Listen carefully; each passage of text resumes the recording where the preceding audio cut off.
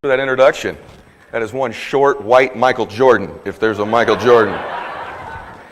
5'9" Michael Jordan. How you guys doing? Great to be with you. Great to see so many friends. Scott, I look at Scott when he's up here.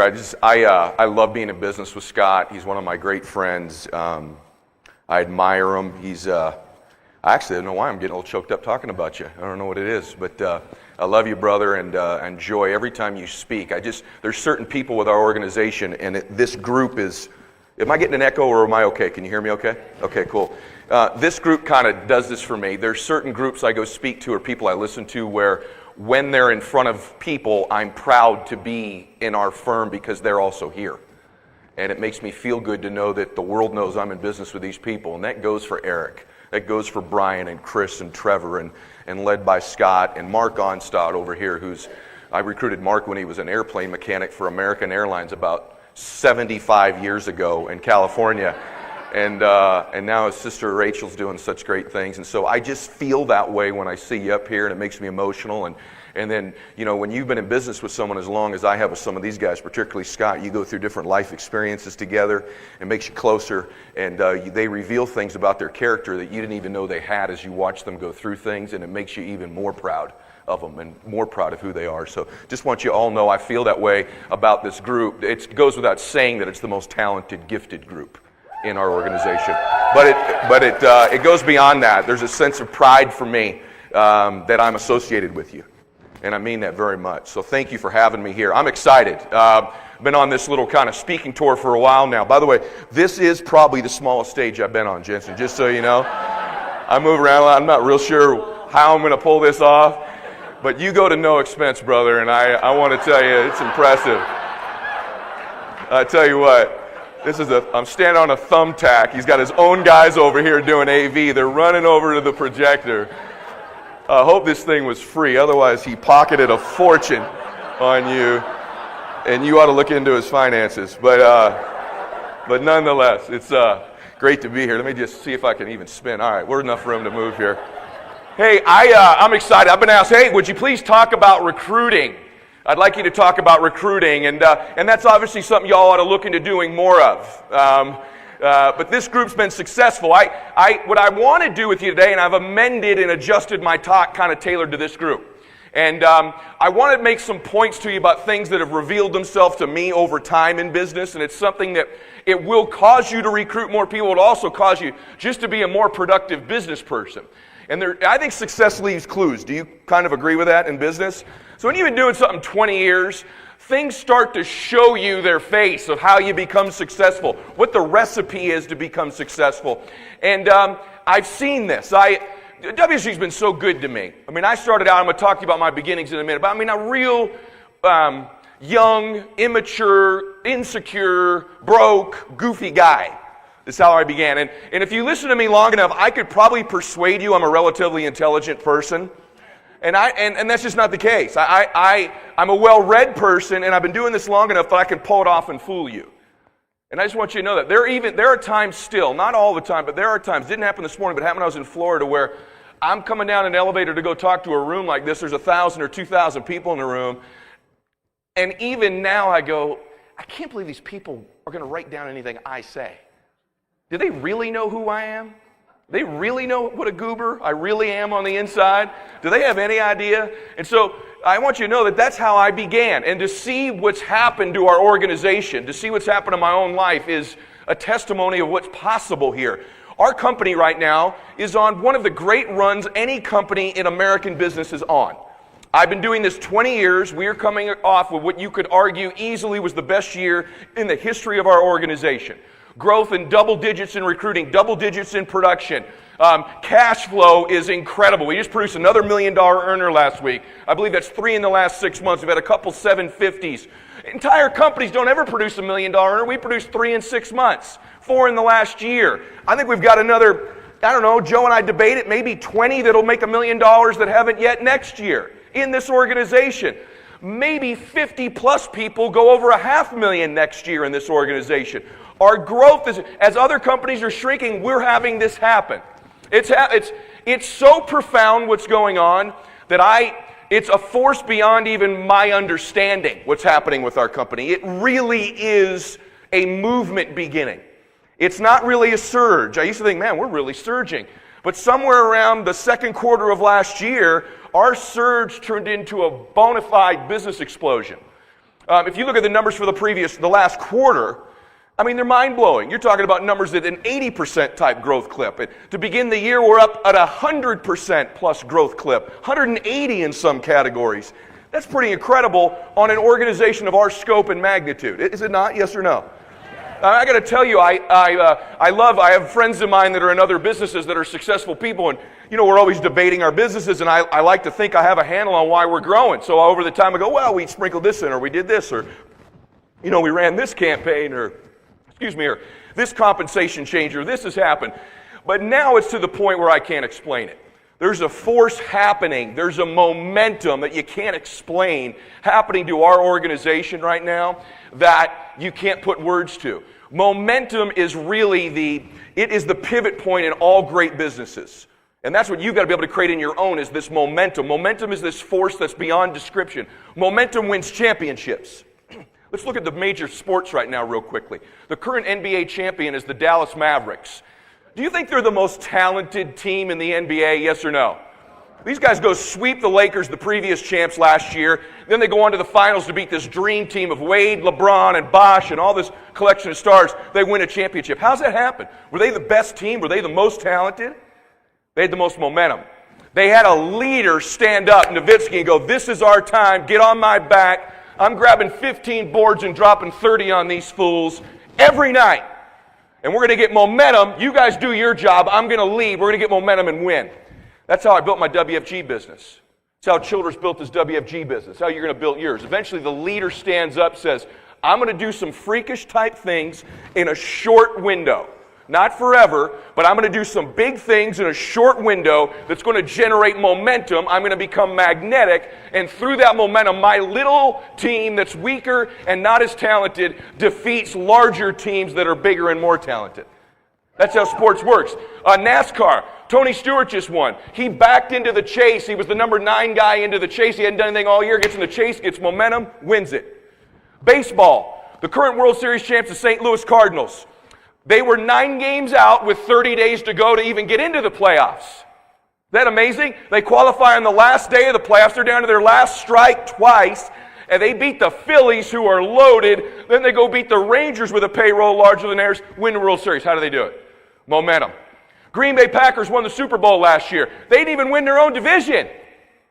They made the playoffs in the last game of the season. They backed in. Rodgers stands up, says, get on my back. I'm going to be the best quarterback in these playoffs. I'm not going to throw a pick. I'm going to throw more touchdowns than any quarterback in these playoffs. We're going to generate momentum. Every game was a road game. They won them all, won the Super Bowl. Momentum is this force that years later you stand up and go, I'm a multimillionaire. And you can't even explain why. But you know, if you look back, there was a window of your career, a short window where you did big things in a short window that generated momentum in your life. This momentum was a force that carried you beyond any of your talents. Is that not incredible? The Boston Bruins won the NHL championship. Any of you that know hockey here, they weren't the best team in the NHL last year. In fact, most people predicted they were going to get swept in the finals. But during the playoffs, when they were down 2-0, their goaltender stood up, Tim Thomas, he's a veteran, he goes, hey, he's in the locker room before their third game in the semifinals, in the conference finals, he says, hey, there is not going to be a goal scored on me tonight, so we're going to win this game, and we're going to go on to sweep the rest of these games, we're going to win this series, you guys get on my back. What happened? That's how you win every NHL championship. Goaltender gets hot, creates momentum, you win a championship. That's how you win a championship here, and I think that's what's going on with our company. We've had leaders rise up and do a lot in a short window of time, and now there's this force happening we can't even explain. And I believe that can happen for you if you'll do some of the things I'll illustrate today. Little quiet you who nobody knows and no one's heard of yet can have major things happen to you in a short window of time if you'll compress something and do a bunch of big things quickly. In fact, most of them aren't even that big, and they're relatively simple. But you don't do this with your head. By the way, those of you that stand up, it's hard to write standing up. I'd be sitting down writing this stuff down. This is a participatory company, not a spectator company. So this stuff in the back, God bless your heart, you're watching. That's an indication you're not ready to play, quite candidly. I'd grab a seat as soon as you can, unless you're pregnant, and I know the guy in the back with the striped shirt. probably ain't pregnant, or you got a bad back.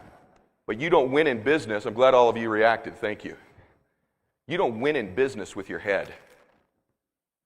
You don't. I'd like to tell you you did, because then all the smart people would have all the money. But I know a bunch of smart people who don't have any money. In fact, I belong to a club in the desert. I joined. It's my dream to join. I think it's the most exclusive club in the country, at least financially, I know it is. It's called the Madison Club. I name drop on you to give you an idea. I joined this club for one reason. I wanted to change my identity. I wanted to upgrade my associations. So I joined this particular golf club. I'm not even going to get into tell you how much it costs, because I already belong to 3 other clubs. But this is a multi-million-dollar commitment. It's a 6-figure annual commitment. It's a pretty special place. We're relegated to 200 members only. So when you roll up to the driving range at my club there, and I tell you this to illustrate the point I'm about to make. You roll up to our driving range, it's a pretty interesting place. Clooney's a member. Wahlberg's a member. Stallone's a member. Ray Romano's a member. Jim Rome from the radio. Phil Mickelson. Fred Couples. Hunter Mahan. Anthony Kim. Members. Anthony Robbins just joined 2 weeks ago. Played in front of me. Worst, slowest golfer of all time. Okay? He's 6'8", and he plays with regular-sized clubs. Poor dude is like this when he's hitting shots. My son and I, who's 10, are pushing him the whole day. It was hilarious. Phil Knight from Nike. Mazzillo from Countrywide. He was just on 60 Minutes 3 weeks ago. Nordstrom. Jerry Yang from Yahoo is my next-door neighbor, actually. John Elway. John and I belong to 3 clubs together. Gosser, Madison, and BlackRock. So I see John too much for my own good, because he's a really good player. John has a lot of my money, by the way, just so you know, that he's one on the golf course. Tom Brady and Giselle joined last summer. It's Rafael Nadal, Pete Sampras. It's a pretty incredible place. And then me, WFG guy. What's cool about it is, when you go play golf with Jerry Yang, who founded Yahoo, or Phil Knight, who's at Nike, or Phil Mickelson, who's a professional golfer, you don't spend a lot of time going, hey, Phil, what do you do? Right? I mean, everybody kind of knows. Right? You know, you don't ask them that. You don't ask Ray Romano, hey, Ray, how'd you make your money? Everyone kind of knows. Everybody loves Raymond, right? So what is good about that is when you got 10 or 12 regular guys like me, we get to talk about what we do for 4.5 hours. We end up in a golf cart, and I'm not letting them out until they're impressed. Here's what I found. The more successful somebody is, the more they're turned on by our business model. The more they understand the moment here. Jerry just resigned from the board of Yahoo last week. Jerry Yang did. He was a billionaire when he was 28, by the way. And the more and more, if you bump into him at an airport, you ought to ask him about WFG, because he's heard about it like 9 million times, right? But he thinks our model's incredible. Let me tell you why our model's so incredible when you talk to somebody who's successful, and you have that kind of a conversation. You know, the one you're afraid to talk to who would actually be the most interested. We answer the primary question of this time, which is what all of the great companies of their moment do. The great question of this time is multiple questions. It's a question of employment, family income, savings. How do we retire? How's the country going to recover from this recession? How does the company get hope and dreams again in their life? We answer all of those questions simultaneously as one organization. We are the answer to the primary question of this decade, and maybe the next 2 decades. And so for that reason, that gives us this force behind us that most people can't comprehend or understand, but when they do hear it, they're wowed and they're impressed.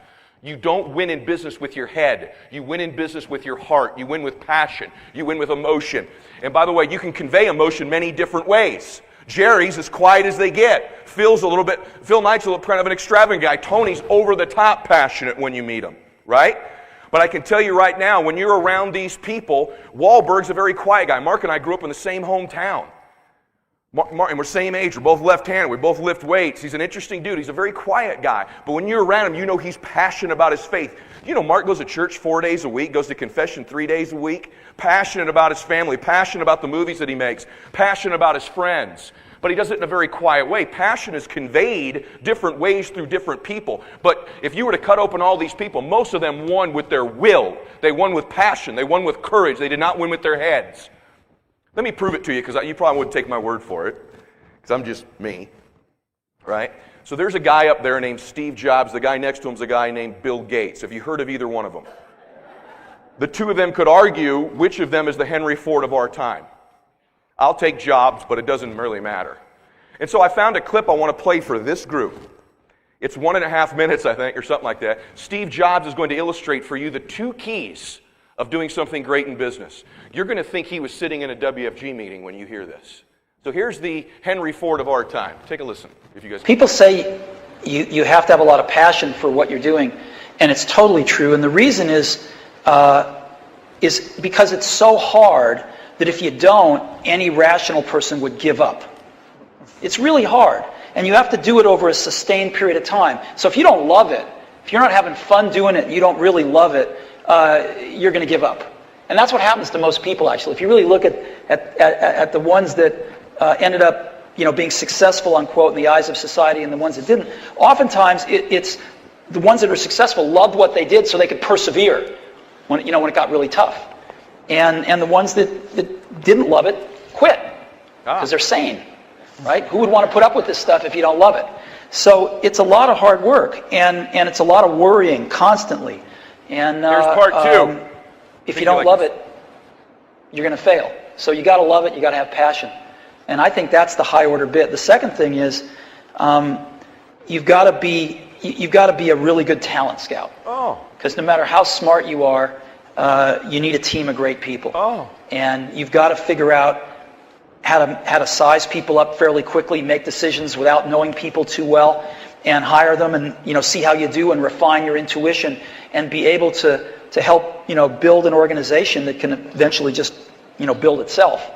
Because you need great people around you. Oh, thanks, Steve. Appreciate that. So you got to find great people and build an organization that can then build itself. That's from Steve Jobs. He built a little company called Apple Computer. Pretty interesting, huh? But somehow you're going to figure a way out of how to do this without doing that. You're going to become a multimillionaire without building a team. If you just wrap enough assets, 50 years from now, you'll have enough money to be really wealthy. Right? Is that what you've been sold? Oh, okay. Because you can, but you'll be so damn old by the time you're wealthy doing it that way. See, what I want you to do is build a team and wrap assets. You'd be out of your mind not to be helping people with all parts of their finances. Same time, you'd be equally out of your mind not to be building a team. Let me ask you a question, sincerely. Do you think when people are around you, they get the sense that you're completely passionate and magnetic about what you do here?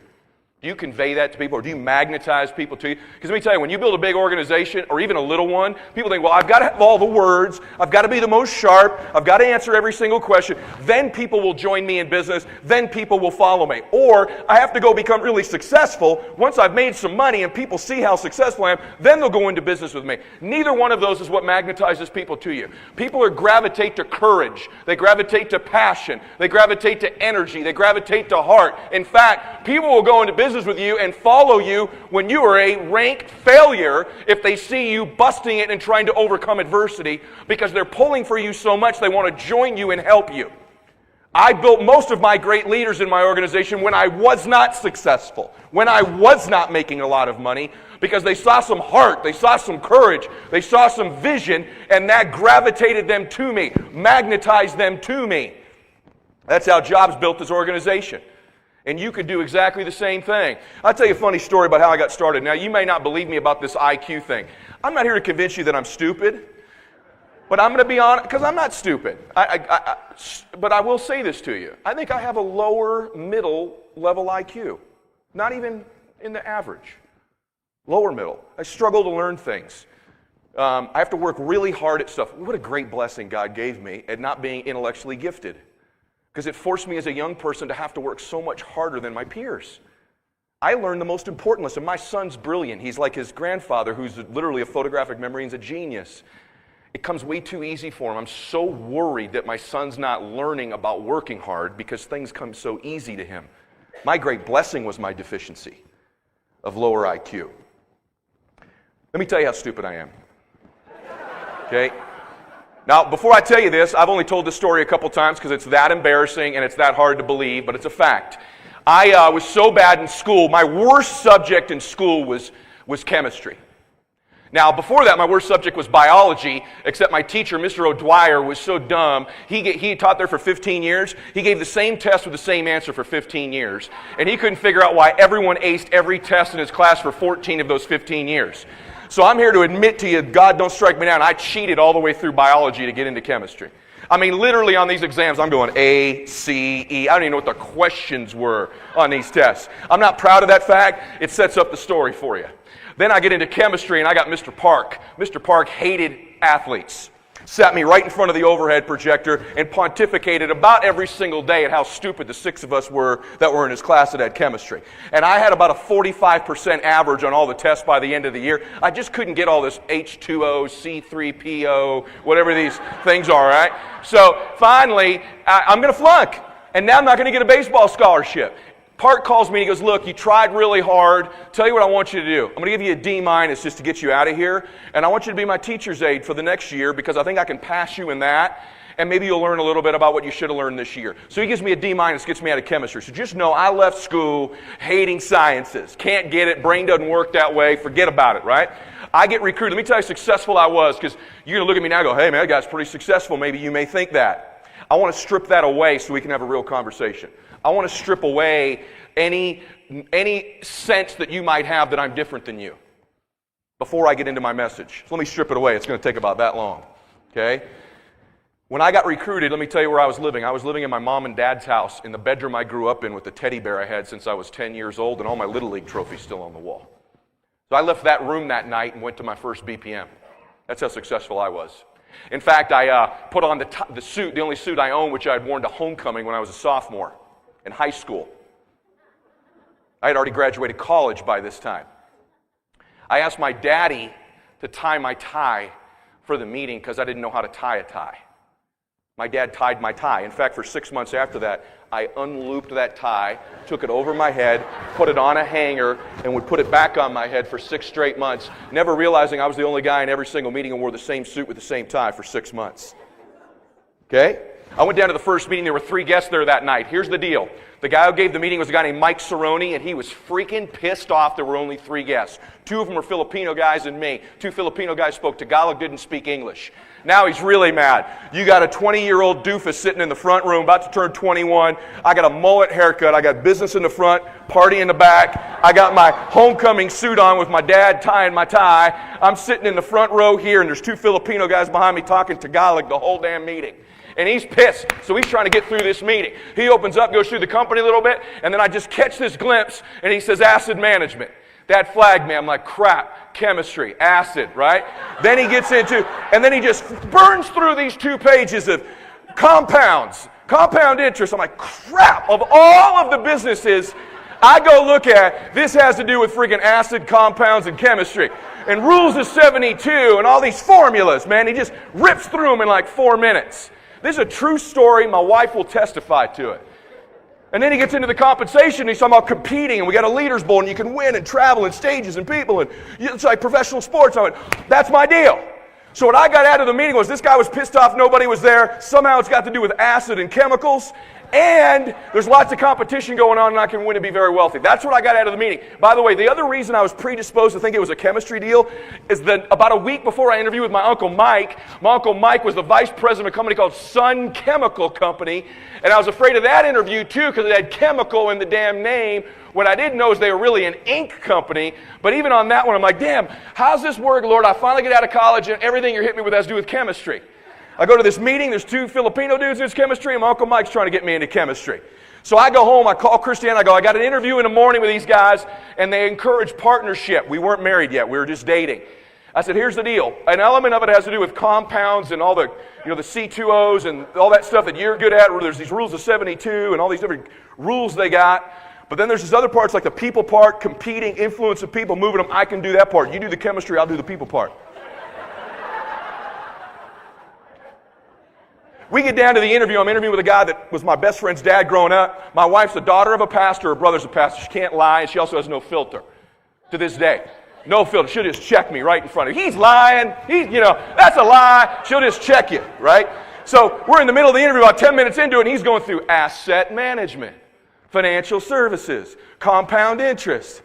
It still hasn't completely occurred to me. I'm still thinking he's probably going to get to the chemistry stuff in a minute. I just missed that part of it. And about 10 minutes in, she goes, you dummy, this has nothing to do with chemistry. Why would you think it's chemistry? It's asset management, it's financial services. And I'm like mortified. She pantses me in front of this dude, right? And I go, I did not say that. What I was telling you was they encourage partnership. We need to have chemistry together to work together. What are you talking about? Obviously, it's financial stuff. Everybody, jeez, you're crazy. And she's sitting there shaking her head, right? So if you started out the first meeting with your own suit, you could tie a tie, and you figured out after the first hour this had to do with money and not chemistry, you're ahead of me. Then it gets a little bit worse, and I'm going to finish this up. This is a fact. My son was in the meeting last week with me. He's been on a couple of these speaking events with me, and he's like, Dad, I can't believe that my wife's telling us the true story to pants him in the meeting, the whole deal. It gets worse, but kind of better, because you win with your heart, not your head. You win with your heart, not your head. So here's what happens. I go to the first meeting. All they talk about is how everybody's being screwed on their life insurance. I don't understand a flipping word the guy said, but I'm pissed. I don't understand why. I mean, this is a bunch of bull crap, everybody being screwed on their damn life insurance. Well, why? I don't got that part down yet, but I know this is a travesty what's going on in the United States. Right? I am pissed off. Okay, so that's on a Saturday morning following the BPM. I come back Tuesday, guy gives the meeting, his name's Frank Napolitano, sloppy guy. All I'm doing, watching him give the meeting going, I could do this better than this guy right now. But here's what he kept talking about. We got to go out and pick up policies. The champions in here are policy pickup kings. Back in the day, we would go out and just have these policy pickup runs when it was just insurance, and you pick it up, analyze it, bring it back, and fix it with the client. I still don't understand nothing he's talking about. But he's talking about, hey, the champions are policy pickups, policy pickups, policy pickups. I'm like, all right, everybody's being screwed on this damn insurance, and we need to pick up some damn policies. That's what I've got. And he says, Tuesday when you come, or Saturday when you come back, we're having a contest. Who picks up the most policies? Here's the whole contest. Steak and weenies contest. And if you pick up policy, for every policy you pick up, we're going to put your name up here and put a star next to it. That's competition. So my dumb ass, I went, boom, I'm picking up the most policies. I'm going to win this damn star game, get me steaks instead of weenies at the office barbecue at the end of the month. That's all I heard. So I got this now. Here's what I got. Everybody's being screwed on insurance. I'm pissed off. You got to pick up these damn policies. I'm getting the stars. As we're leaving, he goes, by the way, if you're not licensed, you can't touch them. I'm like, well, how the hell does that work? How are you supposed to pick up these policies if you can't touch them? I got to figure out a way to pick these things up without ever touching them. Holy crap. And I'm embarrassed to ask them how you do it. So I leave there going, you can't touch them. So Wednesday goes by, Thursday goes by, Friday goes by. Friday night I'm pacing because the meeting's Saturday morning. And I'm going to win this damn contest, but I haven't done nothing about it yet, right? So I go, how am I going to pick up these policies without touching them? So I finally find these, I go down, my mom's got these grocery bags. Remember those grocery bags that have the handles on them? Remember those bags? I don't know if they still have those or not. They got those handles. So I get up Saturday morning, put my damn suit on at 6 o'clock in the morning. I grab one of these grocery bags with the handles, and I get in my car at 6 a.m. Drive down the street, 2 blocks, knock on Christiana's front door. 6:15 a.m. Boom, boom, boom. No one answers. Boom, boom, boom. Door opens. It's Howard, my father-in-law, in his bathroom. He goes, hey, are you okay? What's going on? What's the deal? And I go, Howard, you got life insurance? He goes, what? I said, do you have life insurance? He goes, yeah, I got life insurance. I go, you're being screwed! You're being hammered! He's like, what? Are you on drugs? What is wrong with you? I'm like, Howard, I can't get all the details. You are being so taken advantage of. Go get those policies. Where are they? He's like, what? Pat's in there sleeping. What are you doing up so early? I'm like, you need to go get them. He's like, well, I said, where are you? He goes, they're in a shoebox in the closet. Pat's in there sleeping. You practically woke the whole house up. I said, you need to go get them. He's like, all right. Okay. And he ties his bathrobe. He leaves me on the front porch and shuts the door. And he comes back out about 5 minutes later, and I'm there with my bag, and he goes, here they are. And I go, wait. I go, hey, drop these suckers in here, but do not let them touch my hands. I cannot touch these things. And he's like, what? I go, Howard, I'm getting involved. I don't expect you to know this stuff. It's a highly regulated industry. You probably don't understand the law like I do. Drop the damn policy in there, but don't let them touch my hand.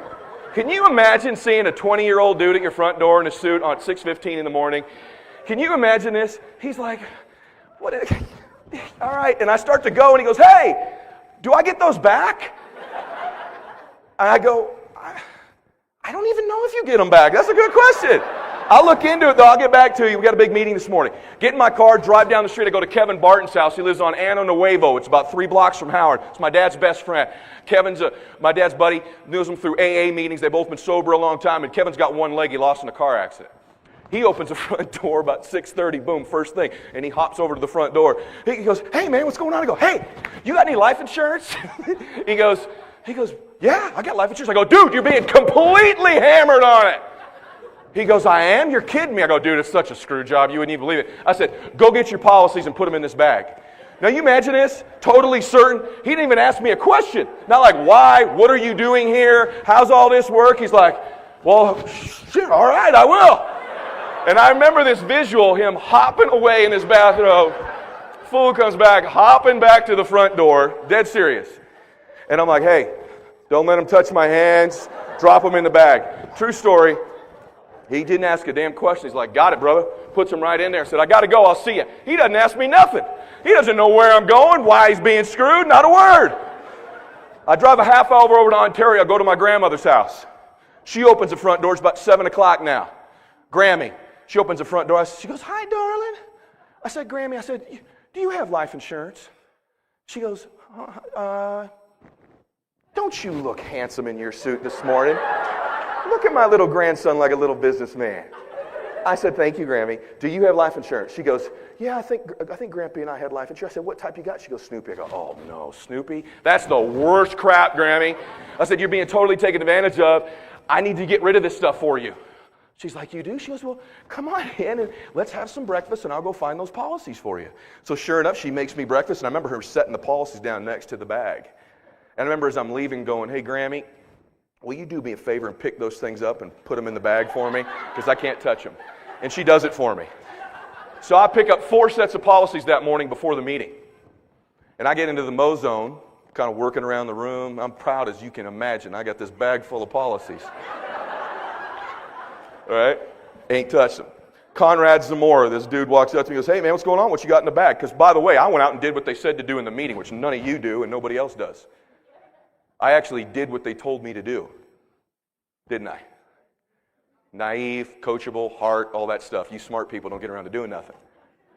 So I picked him up. He goes, what you got in the bag? I go, get over here, dude. Let me show you. You have 4 sets of policies, dog.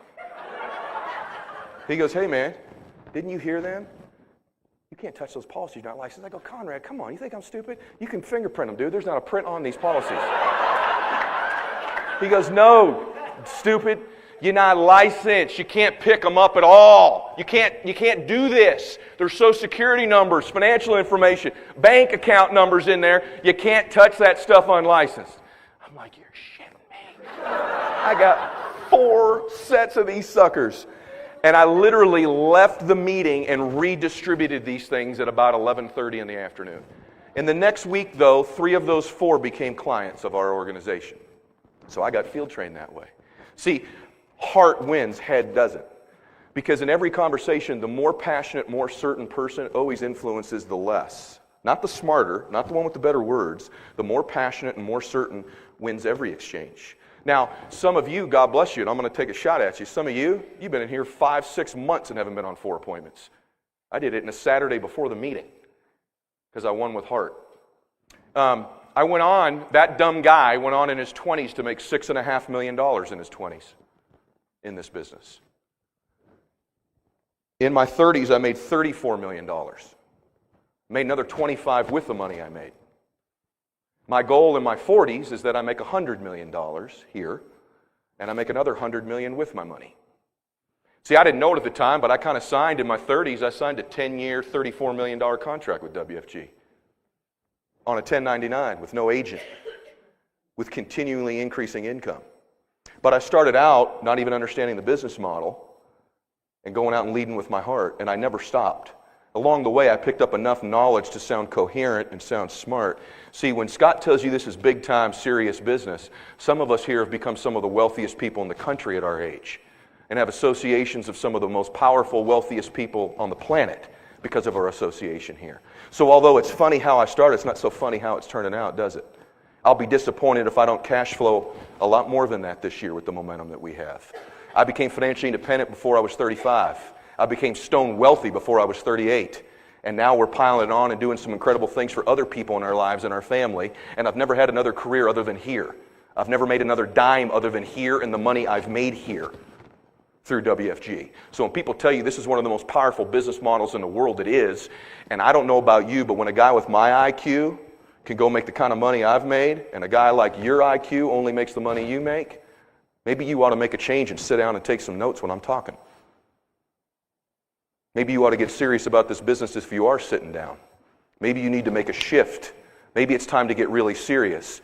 See, I like to use all kinds of different stimulus when I speak to you, laughing, crying, and getting serious. And I want you to know, don't mistake the funny stuff for how big time serious this is. And the fact that you can create momentum and that anybody with enough heart and enough vision and enough courage can win here, particularly with the associations you all have in business. You have people, there's not a question you'll ask these leaders in this room that they don't have the answer to.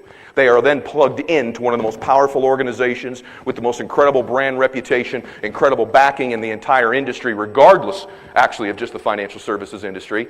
And I'm saying this to you as a brother, not talking down to you, because I think you have a sense of who I know I really am. I tell you this as a friend. You are wasting time. You are clipping coupons. You are wasting your life away here.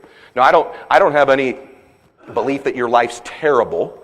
I think you have a pretty good life. I bet at your other job you'd have a decent income. That's your problem. The enemy of doing anything extraordinary in your life is doing something good. Most of you will settle for good, and you will get to an age and a time in your life where you will arrive and you will believe the greatest tragedy of your life is that you settled for good. Your deepest regrets will be that you settled for good.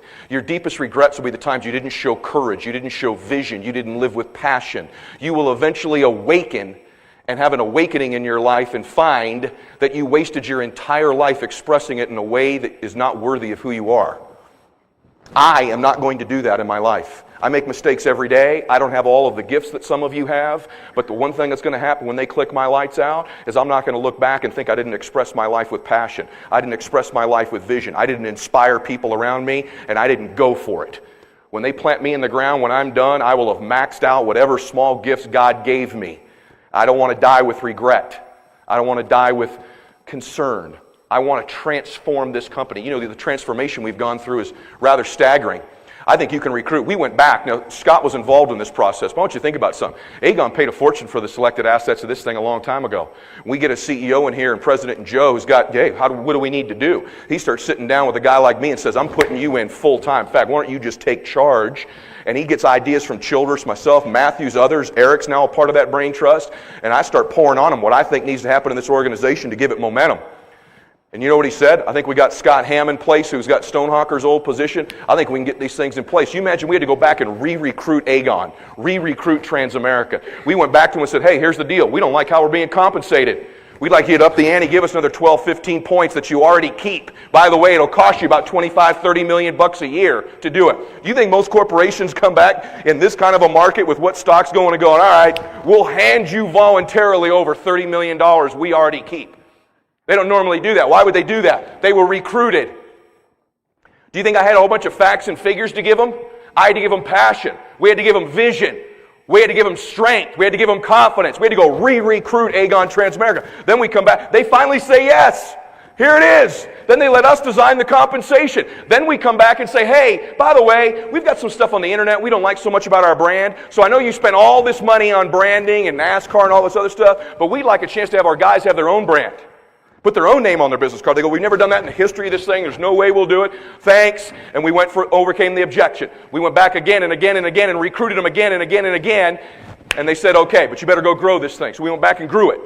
Then we went back again, which is crazy, and said, hey, this ownership thing we've got, we want to give more strength and more ownership to the people that are out there working every single day. Even though you own it, we want our folks to own their own code number. We want to say to the guy in the back, say, hey, listen, if you go build this thing, you go do something great, it's your business, you own it, you could sell it someday. Equity for your family. If you get tired, you want to hand it over to your daughter when she's 24 years old, you can do that too. And then they gave us that. We recruited them again. Then we went back, which is even more crazy, got a bunch of other stuff done. Then we went back to them and said, hey, you guys are sitting on this reputation, this brand, this Transamerica that's so prestigious to you, that's so incredible, third most recognized logo in the world. You're about to dump hundreds of millions of dollars over the next decade into advertising. And I know I told you that we wanted our own reputation, and they've never even contemplated this before, but we recruited them to the point we said, how about you let us have your name? You strap this distribution channel onto Transamerica's name. You strap, because by the way, as a broker-dealer, we do pretty well. We're a pretty controlled broker-dealer. We'd like to strap your name and reputation onto this machine. Do you think that's a lightweight decision for them? I mean, you're strapping the whole reputation of this thing onto this controversial recruiting machine. You got to completely believe in the momentum. You got to completely believe in the model. You know what you got to be convinced of? Which is what we tell them? We answer the primary question of our time. We're going to recruit hundreds of thousands of people. We are going to build one of the great movements in the history of American business. We are transforming World Financial Group, IAI, into this Transamerica entity, and we want your reputation behind us as we do it. You can trust us with it, and we re-recruited them again. Now, and we've done a whole bunch of more stuff that's coming. If we can go re-recruit a company who knows all of our facts, all of our figures, all of our warts, all of our scabs, and all of our good stuff, and they already own us, you can recruit some guy who's at a bank. You can get your buddy at the gym.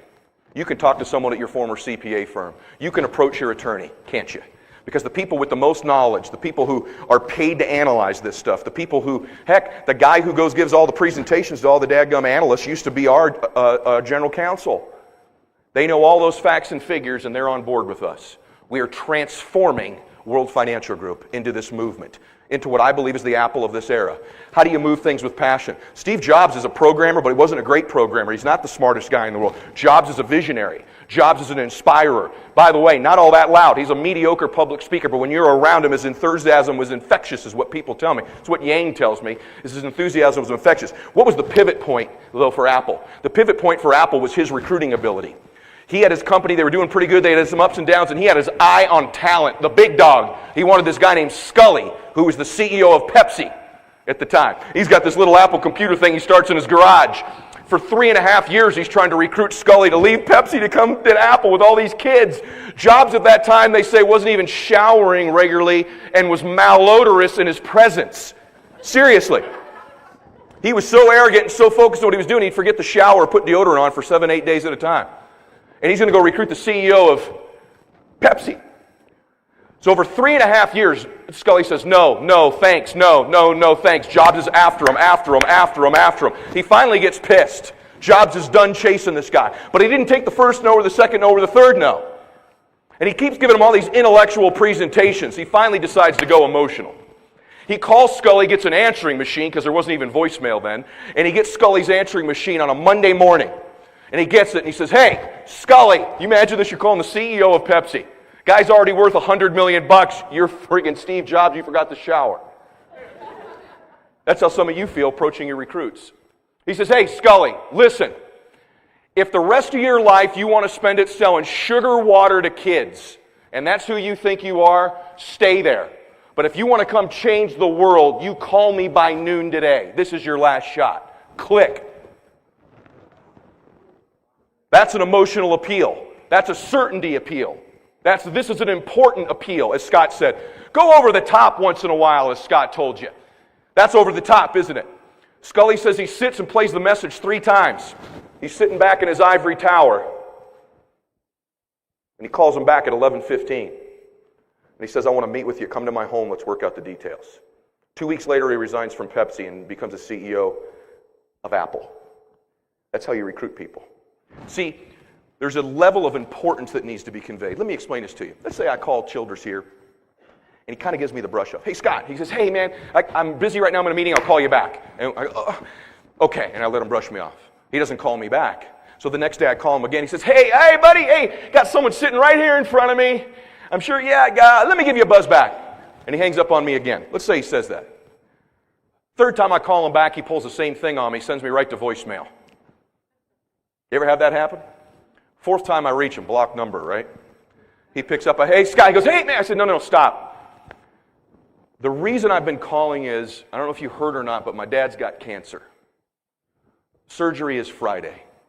I'm asking for 2 things. I'd like to meet with you so you can take the kids. And would you watch them that day so I can be there for my dad for surgery? The second thing is say a prayer for him. What would Scott say to me when he hears that's why I was calling? He'd say, oh my God, I had no idea it was that important. So the entire time, it wasn't that I could get Scott's time. It's not even a debate as to whether I could get his time. The relationship between how important he believes this is to me, not to him, has everything to do with his commitment to the time. That is true in every exchange. The way you get a meeting with somebody is they believe it's important to you.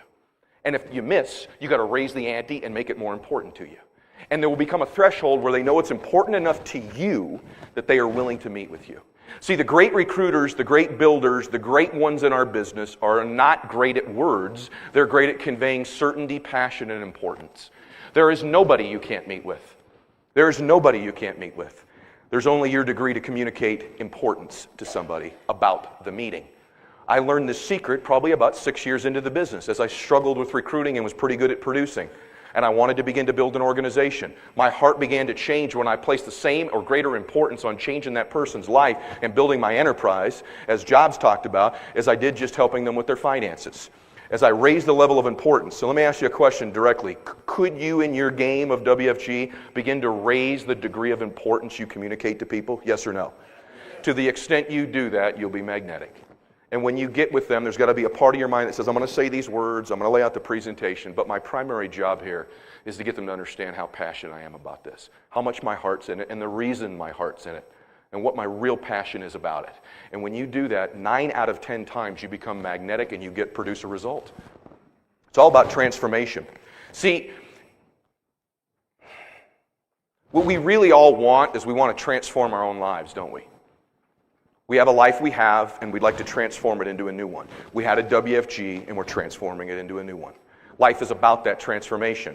I want to share a story with you. How do you transform something? I think the first thing you have to do when you're going to transform something is you have to get exactly clear on what it is you want. I know you've heard that before, but let me illustrate it for you.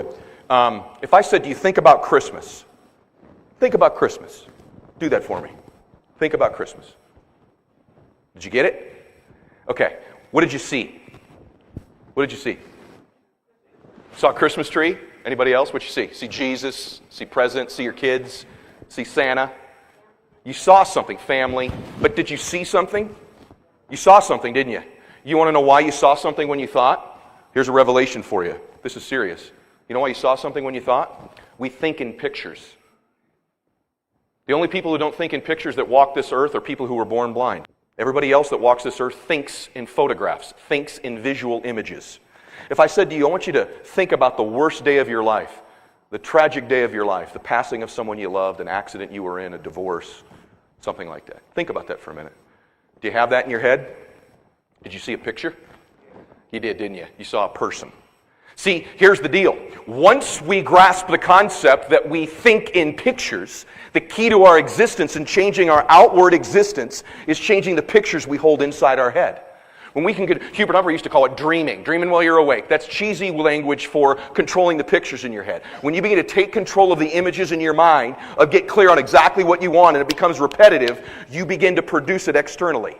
The inside images in your head are what happens in the outside expression of your life.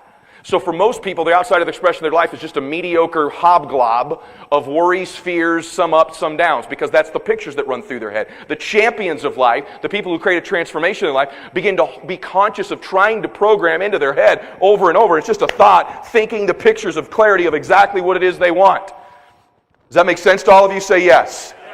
In fact, there's a book Felton recommended to me that he's going to give a presentation on, so I'm not going to get into it today, but it's called The Healing Code. I don't know that I agree with all of it in there. That's okay. Chris does. But let me tell you what I love about the book. My primary takeaway from the book is that it says that we not only hold these visual images as everybody's always thought, our thoughts are held in our subconscious mind, but that we may store them cellularly. They're stored on that deep of a level. We store them in our cells, which explains Scripture to me. Bible says the sins of the father, right? You literally are transferring how you think, your DNA, into your children and grandchildren. That's how important these thoughts are. They're stored on a cellular basis. My dad was just found to have a very large cancerous tumor in his chest that he just had removed, 9.5 hours of surgery. And when I learned about this tumor was there, and then it would regenerate itself because the cells die. That's how the cells work, so these thoughts keep coming back and back. As you program new thoughts, you store them cellularly, you manifest them externally. It's so powerful you can manifest a tumor in your body. Is that not incredible? So that's how important it is to control what we think about. I say this all the time. If I gave you every piece of the puzzle, here's the script, here's the sentence, here's exactly what to do, 1,000 pieces, but I held the picture of the jigsaw puzzle from you, you can't put all the pieces together if you don't know what the picture looks like. Most people start life backwards, and they start WFG. They're in search of the pieces rather than of getting clarity of what they want the picture to look like. And the more repetition with which you hold that picture over and over and over, you begin to express it and magnetize to you the things, people, and places that will make that a reality. There's a part of your brain called the reticular activating system. What that does is it screens out all the unimportant things to you and finds the important things. I say this in my CDs. That's why, for example, when you buy a new car, if you buy a new blue Honda, all of a sudden everywhere on the road there's blue Hondas, isn't there? 3 lanes over, wrong side of the, hey, blue Honda.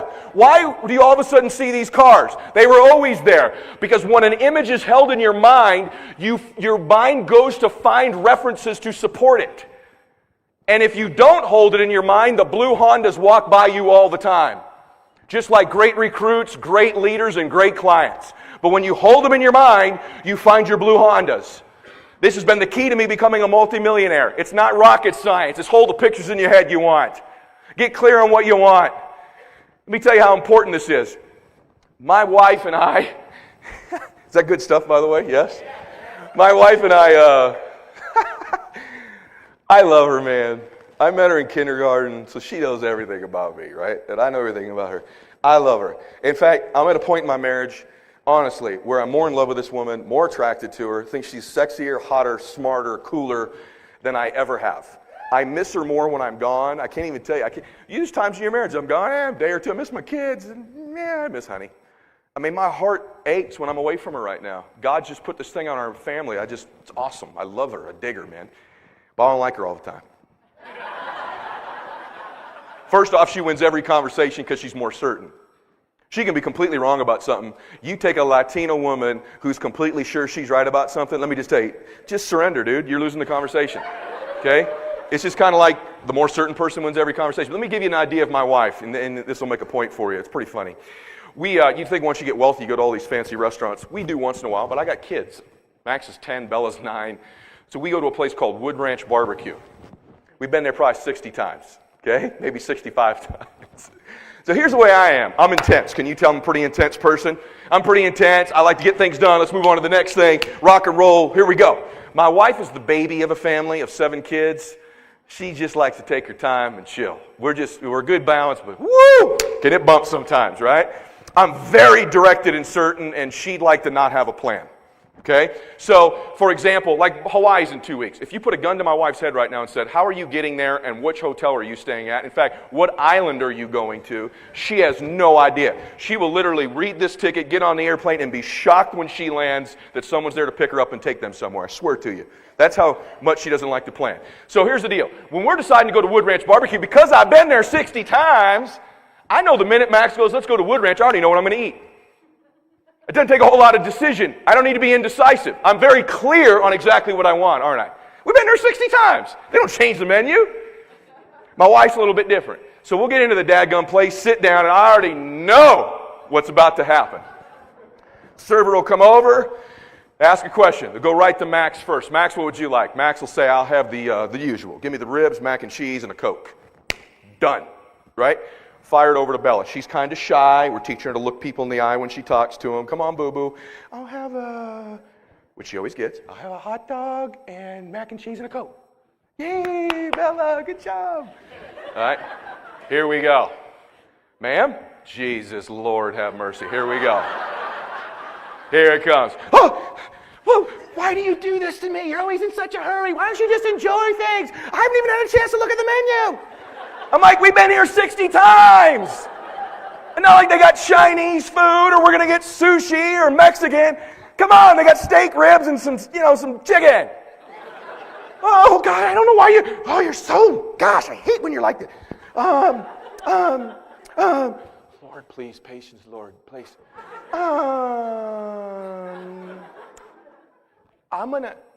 If I get a steak, oh my God. If you ever seen someone like this? If I get a steak salad, can you put the croutons on the side? Yes, we can put the croutons on the side. Okay, great. What did I have last time? It doesn't matter what you had last time. I think I had chicken. So what? What do you want right now? Let's go. Order it. Gosh, I hate that. I'll have a steak salad. Okay. Great, ma'am. How would you like your steak? Oh, God, here we go. Well, is it medium well if it's a little bit pink, or how do you guys do that? Honey, come on. You've had 60 steaks here. Okay, I'll have it medium. You know what? I don't even want a steak salad. You know what? Can you skip over me and go to him? Oh, my God. Yeah, man, here's the deal. I'll have the ribeye, medium well, fiery green beans, and some water with some lemon in it. Back to you, babe. Oh, my honey, when we got here, it was light out. It's dark outside. Old people came after us and have left her at home watching something on TV. Order the damn food. Okay, if I get the salad, oh my God, she's doing it. If I get the salad, I don't really like that lime ranch. Can you put it in? And it goes to this whole deal. You don't even want to get into when she starts ordering a drink. You ever have somebody, what do you have to drink? What do they have? What do you think they have? Like blueberry splat? They got Coke, Diet Coke, root beer, and Sprites, right? That's what every place has. Why do you need to ask them that? So it takes like 9 hours before she orders. Drives me nuts. You know anybody like that? I do. You. In your life. Off the menu of life, you can't figure out what you want with any clarity, which is why you don't get anything. Yeah, I would like that. Well, I don't know. Maybe if I... You don't know what you want. As a consequence, you don't produce anything. By the way, don't take this personally. I didn't say your name. So if it tweaked you a little, it's true. You don't know what you want. You're my wife. I don't know. It's a steak. Well, how would you cook it? What would it look like? How would I feel? I don't know what I had last time. That's what you do. Don't you? Well, by the way, some of you go, nope, that's not me. Well, what if when I ordered, I said, you know what? Bring me some protein. Thanks. Is that very specific? What would they bring? That's what you do. Well, I want to be financially independent. I want to take care of my parents. I want to retire at 50. What the hell does that mean? Specifically, what's the number? What do you want? Hurry up and order. Get clear. But you don't. You're wishy-washy. Some of you think you have a plan. It's nowhere near the level of specificity and clarity that a champion has. Champions are, right now I'm trying to get in shape again. I'm in pretty good shape, but do you think I'm going, I want to feel better? I know exactly what I want to weigh. I know exactly the body fat percentage. I know exactly what I want my HDL and LDL to be. I know what I want the ratio to be. I know exactly what I want my testosterone level to be. It's specific, it's measurable, and I'll know when I did it. And I can hold that in front of me, the picture of what I want, and I can produce it. But most of us go through life and don't have any of that. I say this to you as a friend. You got to get more clear on what you want. I mean, razor clear. $1 million saved, $5 million saved, $3 million saved, 25 recruits, 5 recruits, 4 SMDs. What do you want? And why? So, have I made the point about clarity and making a transformation? Yes. Isn't it totally true? You know how I know it's totally true? I spent most of my life unclear. Once I figured this formula out, which I should be charging you lots of money to be giving you with the way I'm giving it to you, my whole life shifted. It's almost like a secret sauce of building a recipe of success in a body, in a marriage, in raising a kid, in business, is great clarity. The second thing you have to have if you're going to produce this, the momentum, the accelerator, is clear reasons. Clear reasons, emotional reasons, real reasons why you want something great. And I got to tell you, some dissatisfaction with where you are. Clarity of reasons is what drives you to get up. I'm going to play a video for you here. I could show you another Steve Jobs superstar that everybody thinks is a freak of nature. I'm going to show you a video of a guy named Roger Wright in a second. Okay? And let me tell you who Roger is. Roger is a blue-collar worker from the same hometown I'm from in Massachusetts. He makes $40,000 a year. He's not one of these special people. He's not a 1%er, as far as you know. Here's how I met him. When Max was first born, my nephew, who was 3 at the time, had spina bifida, went in for surgery. You know, in these recovery rooms, there's a curtain between the children. So he was at Children's Hospital. Wesley was recovering in this room. In the next room, there was a little boy. I couldn't see, but I can hear him going, and he'd call out for his daddy. And then I'd hear his daddy comfort him. It's okay, Evan. Daddy's here. I'm right here. I got your hand. And I can hear this father comforting his little boy, who was 3, who was struggling to breathe and was suffocating to death. Can you imagine standing on the other side of the curtain hearing this? The emotions you feel of this little boy reaching out to his daddy and his daddy feeling helpless. You imagine the little guy with his little mask on with his eyes looking up at you, your kid? You imagine that? He's been in there for 3 months. So I asked the nurse, I said, what's that little boy have? After 2 days of this, he says he's got something called cystic fibrosis. I said, I hate that. I hate that. If I ever get around to making any money, I'm going to do something about that. I just had a baby. And it stayed with me. And as I started to make some money, I'm not going to get into the details of this, but I started to get involved with the Make-A-Wish Foundation and cystic fibrosis and do some work with them. Roger, I met 3 years ago speaking. He told me that I had inspired him at an event I did for them. I said, thank you. And then he told me his story, and I asked him to put a video together of it because it's shocking. Let me give you Roger's story. He transformed his life. $40,000 a year is what he makes. He lives in a little house, 2-bedroom house in Weymouth, Massachusetts. He weighed 280 pounds, roughly. His dad ran the Boston Marathon when he was 7. All his life, his specific dream was to do that for his dad. Finish a Boston Marathon, get fit. His niece Julia has cystic fibrosis, just like little Evan had. He began to want to transform his life. Every day when he walked to work, he literally walks by his dad's gravesite and sees it daily. And it was a constant reminder of who he had not become and what he wanted to be. Imagine weighing 280 pounds.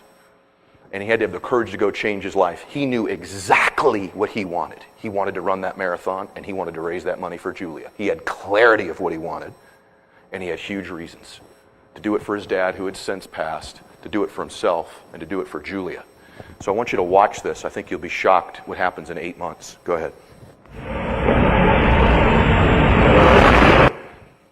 Oh. That's Roger.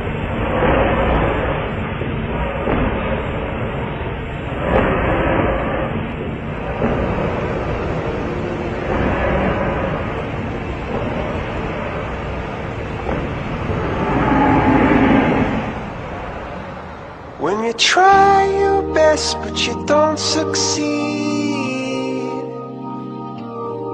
when you get what you want but not what you need,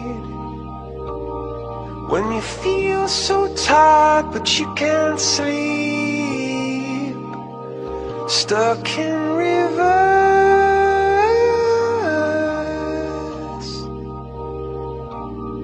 and the tears come streaming down your face. When you lose something you can't replace,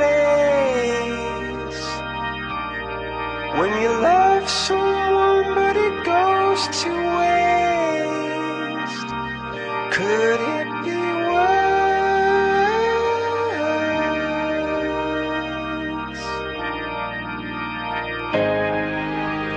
Lights will guide you home and ignite you. Trainer. We had someone to train it. Help him. There he is. Will try to fix you.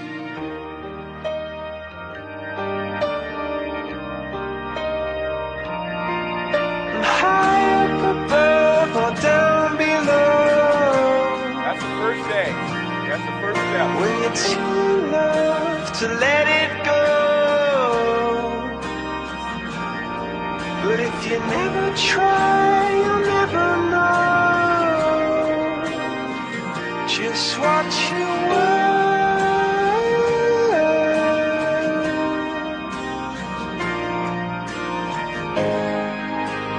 Lights will guide you home and ignite your bones. I will try to fix you.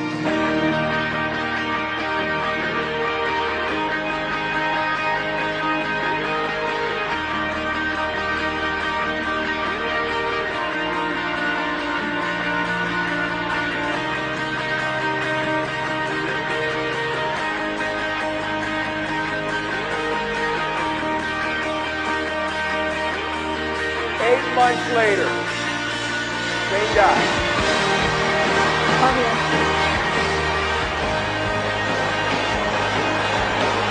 want you to watch his face, how much younger he looks is happening, like a little boy.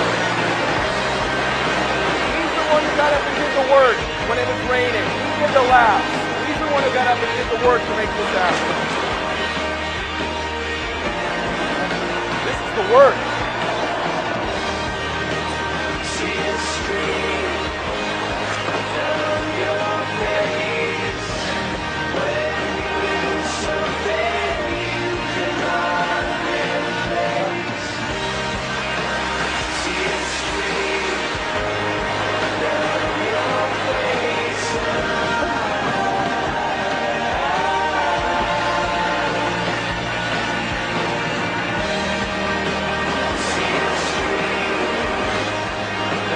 That's the Boston Marathon, 8 months later.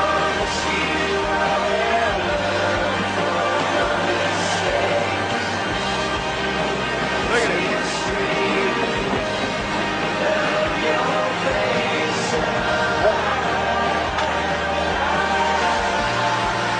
No excuses. They have the wind underwear. Huh? The wind block underwear? Yeah.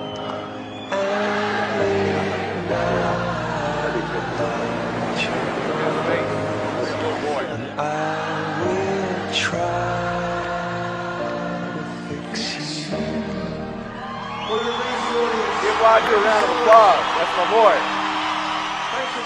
So, the reason you get emotional when you see something like that is you know that Roger has something in him you have in you, which is the capacity to change your life. See, he was very clear on what he wanted, and he had big reasons. I asked him, what was the hardest point? By the way, he's since run, I think it's 9 marathons and 3 ultra marathons, which are over 100 miles. He weighed 280 pounds and could barely walk. He's a regular guy. That's why I'm so proud of him. Every time I see him, man, I love you. I'm so proud of you. What you're doing is awesome. He just needed some people to believe in him. But he had reasons. So what was the hardest point? He said the hardest point of the whole thing was about 4 weeks in, I had been losing weight, and I gained 2 pounds. And it was pouring rain and almost snowing. It was so cold out. It's 5:30 in the morning, and I wake up, and I went, I don't want to go today. I've gained a couple pounds. That's like some of you. Had some rejection. Someone quit. They didn't buy something. And he goes, I sat up, and I went to lay back down. I went, look, it's raining. It's freezing out. I'll just go tomorrow. And he said, you know what? I said, Roger, this is what you always do. You always quit. You always give in. You always justify. You always settle. And he said, and then I thought of Julia. She's sitting in the hospital. She weighs 54 pounds. That's a struggle. I'm going to get up and go run for her because I'm going to run this marathon and raise money for her. And he got up that day and ran in the rain. And he did it every day. It's our reasons that propel us past the adversity. See, life gets really easy once you accept that what you really want is going to be really hard. Life gets super easy once you know if I really want it, it's going to be incredibly difficult. Then it gets easy. That's the secret. See, most of us spend most of our time rationalizing, negotiating in our mind its worth, or whether we want to pay the price. Is it worth it? Is it not worth it? Here's the deal. If you really want it and it's your big dreams, it's going to be incredibly difficult with massive adversity. Now it gets easy. Now you just got to go about doing the work. You have to worry about signs. Oh, this is God's sign. I shouldn't be doing it. Maybe it doesn't matter. Maybe I'll shrink it down. That's what we all do, don't we? No, if it's great, it's going to be difficult. Now go about doing the work. I was just at an auction for cystic fibrosis. I had an epiphany. You ever been to an auction or seen one? Raise your hand if you have. That would be all of you. I was at the auction. You ever notice when the price is low, all the hands are in the air? Everyone's hand goes up to bid on the low price stuff. But as the price gets higher, I sat in the back. As the price got higher, hands go down and people check out. As it gets a little higher, more hands go down. And it gets really high, very few hands are left up. That's life. That's business. That's winning. As the price gets higher, people check out. You have to accept early on that you're going to stay in and pay the price to the highest price, as long as it doesn't violate your ethics and morals. These keys are so valuable. I got it. Most of you in WFG at one point, even if you're still here, you went, yeah. What this meeting is really about more than anything is you getting back in the auction. You getting back in and going, me, I'm back. Go ahead, raise the price. This doesn't come down. There's no shame in the arm coming down. Mine's come down a few times, but I've come to events like this. What they're designed to do is to take 10% of you, no more than that, and for you to go, that's it. I'm a product of that. He's a product of that. These events matter. These messages matter. They get us to get back in. And they get us to make it non-negotiable. And they get us to decide, whatever it is I want, this price is going to get much higher than this. It's going to get harder than this. And I've decided in advance it's going to be difficult, and I've decided in advance to stay in. I'm going to stay in the hunt. I'm going to stay fighting. I'm going to stay busting it. I'm going to pay the price until I get what it is that I deserve. And by the way, it's worth it. You will not remember the price someday after having paid it for quite a while. Why is this price so important? Well, as I look at the country and I tell you that I think it's our time to advance the cause, the primary message of our time. I read some stuff, not stuff we normally talk about in our meetings. I used to be a political junkie, to be honest with you. I used to have people encourage me to run for office or go do that, and I've sort of decided I don't want to do it. And the reason is that it's rigged. The money in politics has rigged it to where real people really have no voice in politics. And so there'll be a race upcoming.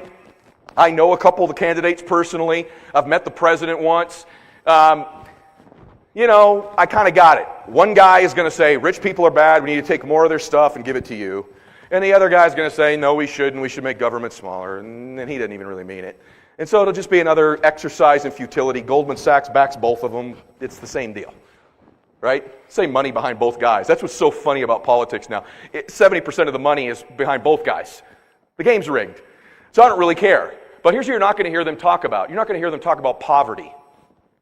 You're not going to hear them talk about poverty. You'll hear them talk about the shrinking middle class and rich people are too rich or the disparity or, I personally pay about 55% of my income. I don't know how much more some of them would like me to pay. Is it 61? Is it 65? You hear rich people need to pay their fair share. Top 1% pay almost 40% of all the tax revenue. Half the people pay no taxes, yet the rich need to pay more. It's an interesting formula that no one has the guts to get up and talk about because you lose an election if you talked about it. But someone ought to slap the president back and go, look, dumbass, 50% of the people pay no taxes. These are the people who elect you, because if you can get up and promise enough cake and goodies to people who don't have to pay for it, they're going to elect you. That's how it works. And by the way, I like the president. He inspires me. His story's inspiring. I think he's a patriot. I think he's a good man. I think he loves his family. I hate when people pile on and bash him about his lack of patriotism or any of that stuff. He's one of the most inspiring, if not the most inspiring guy I've seen in politics. I just disagree with his politics, but that's by no means an indictment on him. I just know he knows better, too, sometimes. It drives me crazy, but that's another story. Let me give you the poverty message here, which he should care about. The number of people living in poverty in the United States has reached an all-time high. It's now 50% of all workers make less than $26,000 a year. Half the people. Poverty, by the way, means that at one point in your month you struggle to eat a meal. Okay? That's poverty in the richest country in the world. This is happening. In the great land of opportunity. There is no land of opportunity. People now are just trying to get a job. Real unemployment's about 20%. People are just looking for a job. Wage growth is non-existent. Many people, I was sitting on the airplane coming out to Florida to Levitan's event, sat next to a guy at Johnson & Johnson. He's an executive there. He lives in my neighborhood, turns out. I'd never met him. He tells me that every year, whether they have the up or down year, they let go of about 40 of his peers. And he said, it's literally just an attrition game. I'm just waiting for my year. I've already got a plan when they do fire me. And he says, by the way, they're all in their 40s and 50s, so they can hire a 26-year-old guy, pay him less money who's got more energy. He says, it's just a matter of time. Everybody at Johnson & Johnson knows this is the score, this is the game. He said, there's no way I survived to 55 there. You imagine that, being in that environment, being that successful of a guy? That's what he's thinking. He goes, I already got my plan. I'm going to yank the equity out of my house. We're going to buy a little shack in St. George, Utah, and I'm going to fish, and I'm done. I'll probably go work at a golf course or something. And I asked him halfway through, I said, is that really your dream? He goes, yeah, I didn't even, man, that's a great question. I didn't even think about it. I said, that's not your dream, brother. I said, so the adversity you're going to face, you're just going to shrink it? Why not go bigger? Go bigger, rise above it. And we had a little conversation about that, and we exchanged phone numbers. But listen to this. The number of people living in poverty is at an all-time high. In 24 states, Washington, D.C., more than 20% of those that are 17 years old live in poverty. But listen to this. Our African-American children, our family, the American families, African American children in the United States, there's a racial gap, as you might imagine, 39.2% live in poverty. 4 out of 10 of our African American children struggle at one point in a month to get a meal in our country, in our family. Hispanic children, it's 33%. It pisses me off. And more people have left the middle class and have gone there than any time in our history. We need to do something about that. There's a deficiency of hopes. There's a deficiency of dreams. There's a deficiency of money.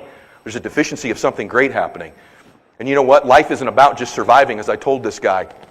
Earlier this year has been a particularly tough year for my family. Christiana's dad passed away about 6 weeks ago.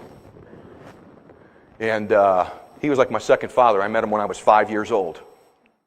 I loved him. He was a great man. He was brilliant. He was an interesting dude. He was a pastor of a church, part-time. His son's a full-time pastor. So he's a good man of God. And then at the same time, he was an engineer for NASA. He worked for the CIA. He worked for Boeing. He designed some of the operating systems that are some of the aircraft in the military, photographic memory. Brilliant guy. Really interesting dude to talk to. Got drafted by the Chicago Bears. Just a well-rounded dude. And I loved talking to him. And he was and what we would do when I was a kid is he'd let me go wash his car on a weekend to give me $20 so I could take his daughter to the movies. That's the kind of guy he was. And he had some health issues, but not significant. And he went in for something really basic. And my wife had just left, but me and his wife and one of his other daughters were in the room with him. We're watching the Chicago Bears play. And his wife's sitting there holding his hand. We're watching the Bears play. And he was supposed to preach that Sunday and couldn't. And so he says, Pat, that's his wife, he says, would you hand me my message? I want to read my message. So she turns and hands him the message. And we had just made a joke about a play. He begins to read his message. I look away, and I look back, and he's gone. No sound, gone. He had a blood clot go right to his heart and killed him from laying there. So I had just talked to him 15 seconds before. And I'm with his wife when it happens. Code blue, code blue. And he was gone. That was hard. It was harder to go home and have to tell my children that Papa was gone. I had to sit down, my 10-year-old and my 9-year-old, and explain to them that Papa was gone. They live down the street from us. My whole family lives within a couple blocks. To tell my son Max, who was incredibly close to his Papa, went to every game, saw him 4 times a week, went to all their school awards, went to everything. But Max says, can I go see him? Is he hurt? Did it hurt him, Daddy? Are we going to see him again? You imagine that conversation to have with him? It's an incredibly difficult time for our family. And I've seen my wife hurt before. You want to do something for your wife, but I've never seen that kind of pain in my life.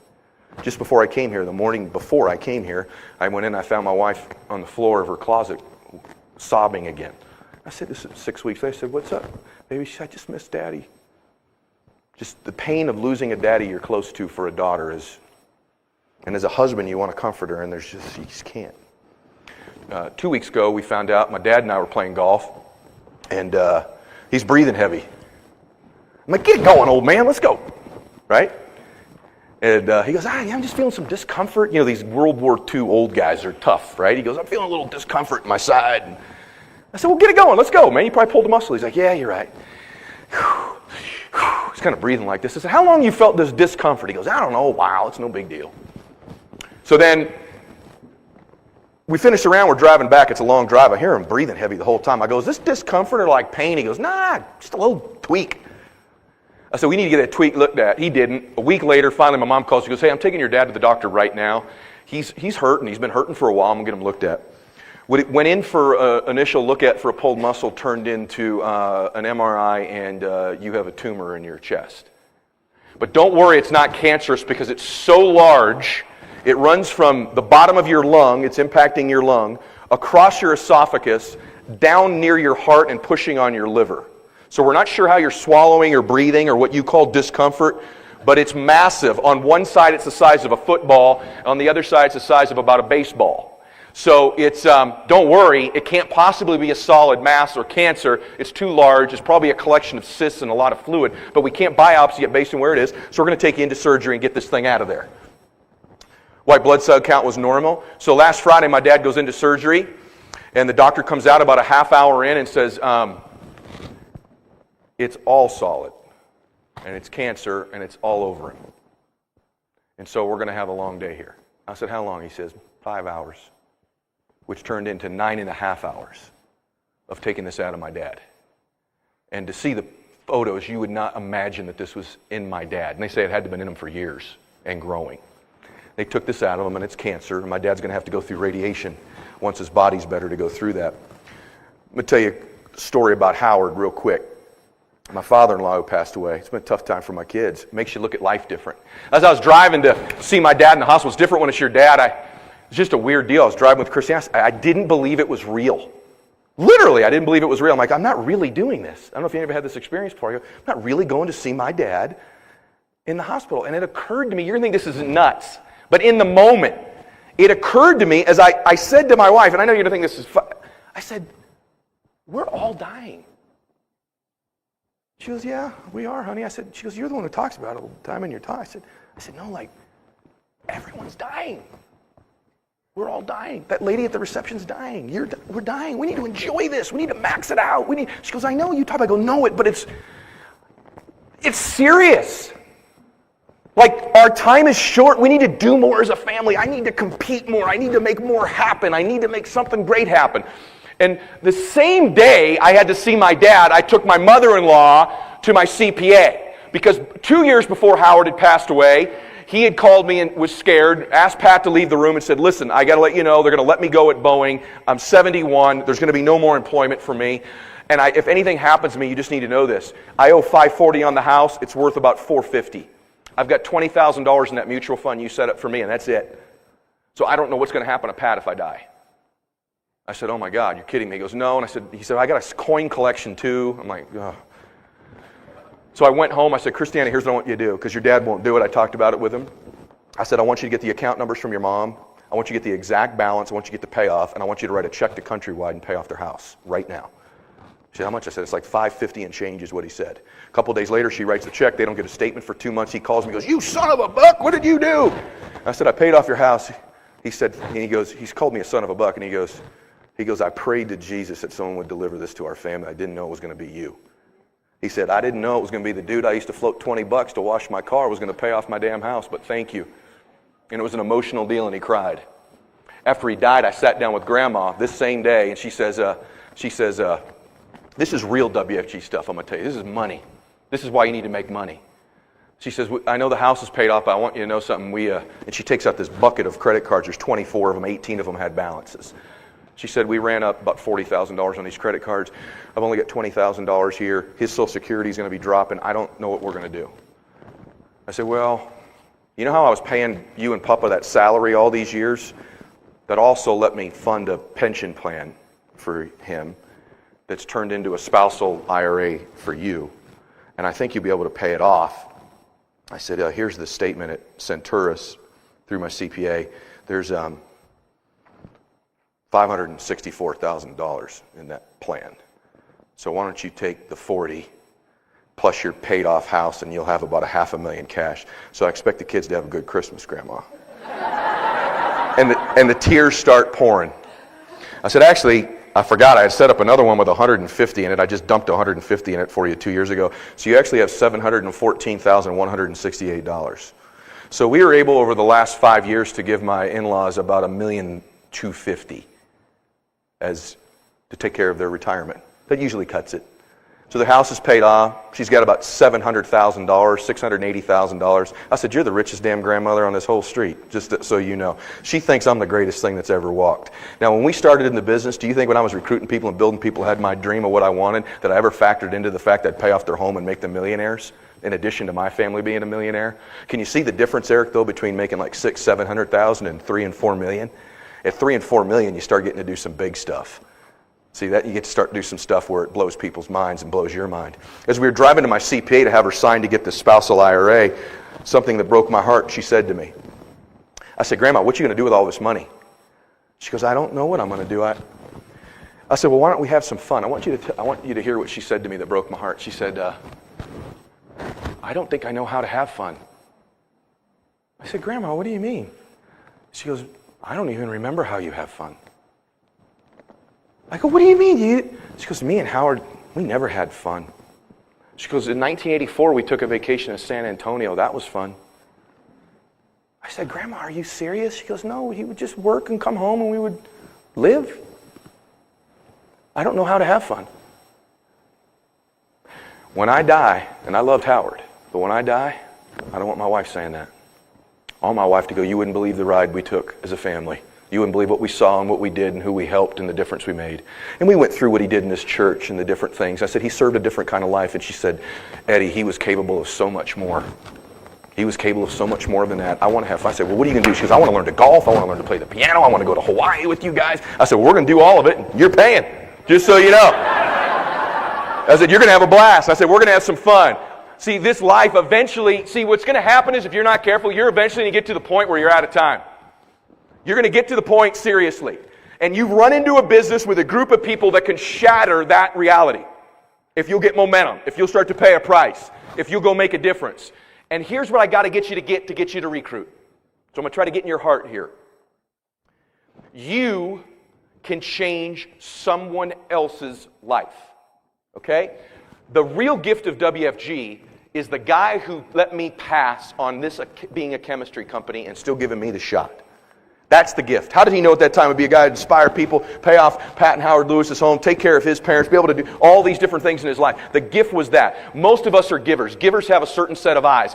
Everybody that's walking out there, Scott Childress, Ed Milet included, are very aware of their deficiencies, their disabilities, what they're weak at, what their failures are. The scars are on their story. The good-looking, sharp guys in this room, none of you fool me.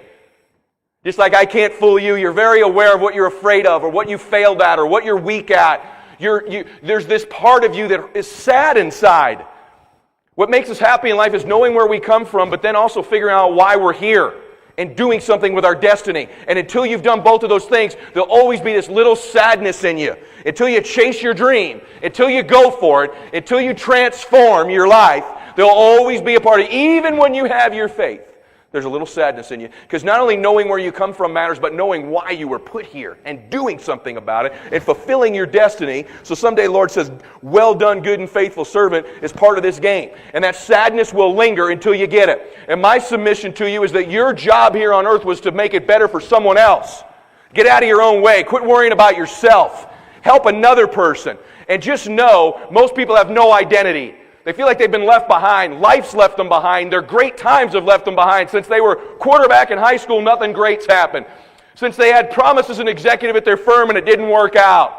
Or they climbed a ladder they didn't want, but they begin to feel left behind. And they want someone to grab them and say, I believe in you. I love you. We can do this together. I have a system. I can introduce you to people. There's this entire environment. There's this moment. We answer this question. We have this backing. We have this energy. We got all this in place. You're not left behind. I can grab you. No family left behind was the tagline. And I loved it because it means no person left behind. And people feel that way. I'm going to show you a video of such an example. When you watch the video, it'd be easy to watch a manual, and I want you to watch a manual because I only got 10 minutes left, so I got to max this out. But what I want you to watch is his mom. Look at his mother's eyes. Look at the gift she gave. You could be, in this example, his mother. And I want you to watch it. I want you to hear what inspires people, his passion and his courage. I think you'll be pretty touched when you see this, so go ahead, guys.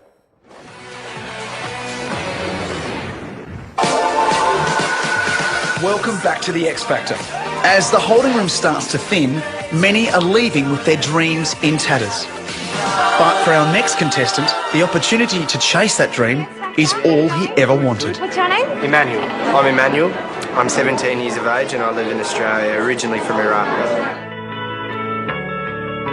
I'm auditioning for X Factor because the dream is to become a professional singer, and I definitely want to be the best. At boarding school, I sing every day, every night. My mates say, you know, what are you singing, mate? Just shush, we're trying to concentrate here. So, yeah. If I went X Factor, oh my God, words can't even describe it. Can't you tell he's a good dude? He's a kind guy.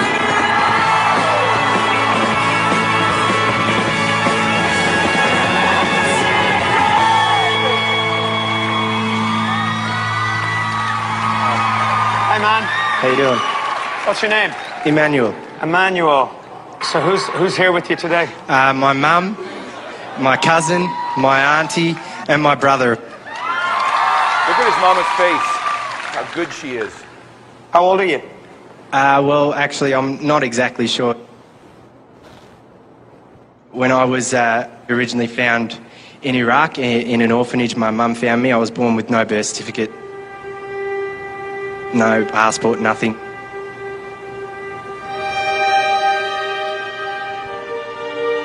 My story is that I was born in the middle of a war zone. My brother and I, we were found by the nuns in a box in a park, in a shoebox. They brought me to the orphanage. We'd hear shots, noises that we didn't understand. It was like looking at an angel when Mum, Moira Kelly, walked through the orphanage door. She brought us both to Australia for surgery originally. And then sort of Mum fell in love with both of us. My hero would have to be my mother. She worked very, very hard, extremely hard, to change my life hugely. You know, some people will say I was a man without an identity, but with my mother and with my brother, I believe that I can do this, you know. Wow, good on you, man. Thank you. Good on you, Manuel.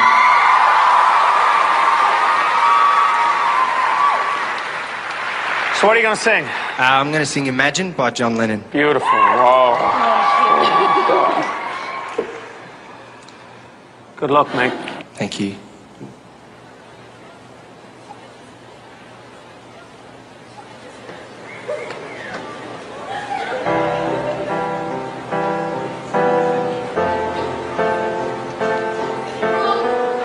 Imagine there's no heaven. It's easy if you try. No hell below us. Above us, only sky. Imagine all the people living for today. Yahoo! Imagine there's no countries. It isn't hard to do. Nothing to live or die for, and no religion too. Imagine all the people living life in peace. You may say I'm a dreamer, but I'm not the only one. Whoa, man. I hope someday you'll join us, and the world will be as one.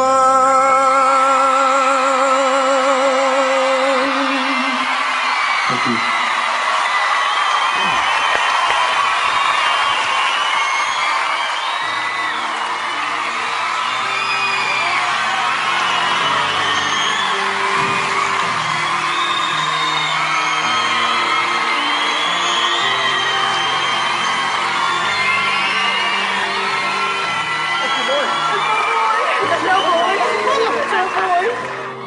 Manuel, that's for you.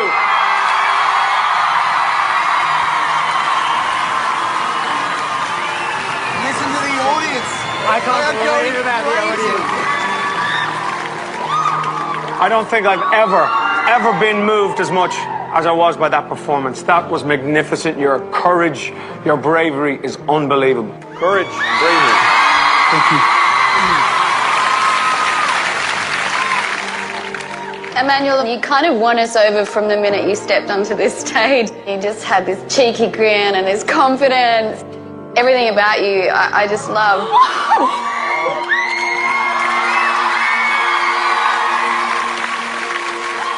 Emmanuel, you're a great singer.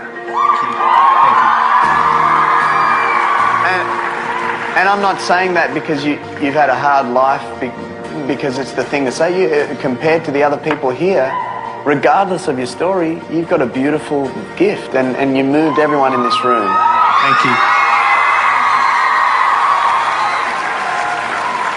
Well, first of all, I want to commend you on your courage and your bravery. It's really moving and really touching. And above all, you thoroughly entertained everyone.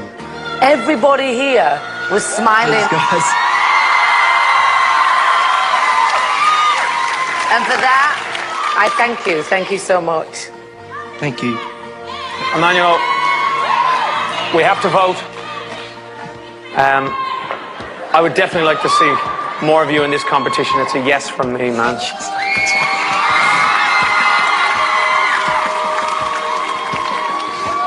It's a yes from me.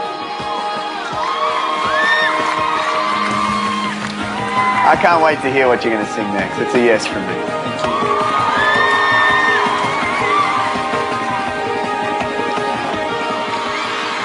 It's a yes from me. Well done, Come mate. on.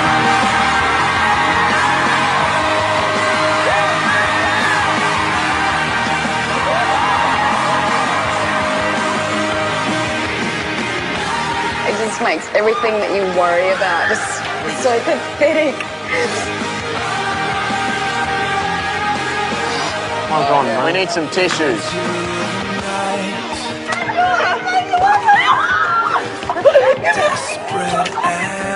Well done, everybody. We're done. So to go and hug the world. Go and hug the world. I'll see you soon, Emmanuel. See you, buddy. See you soon. I'll see you up there.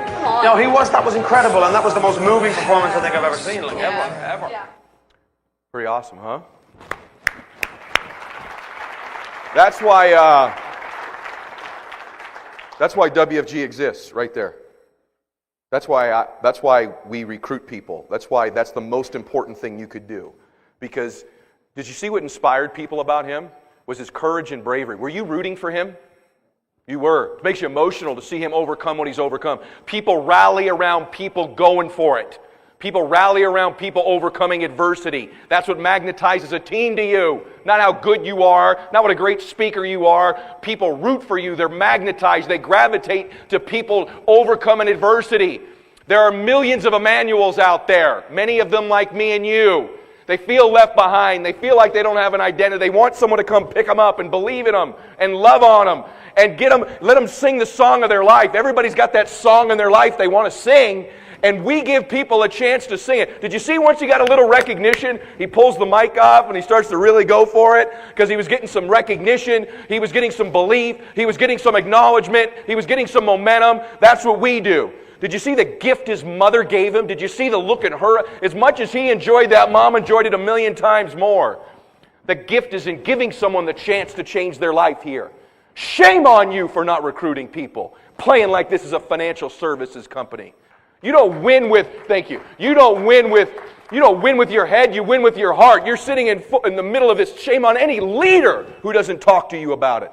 You're sitting in the middle of this enterprise that changes people's lives, and all you talk about is money.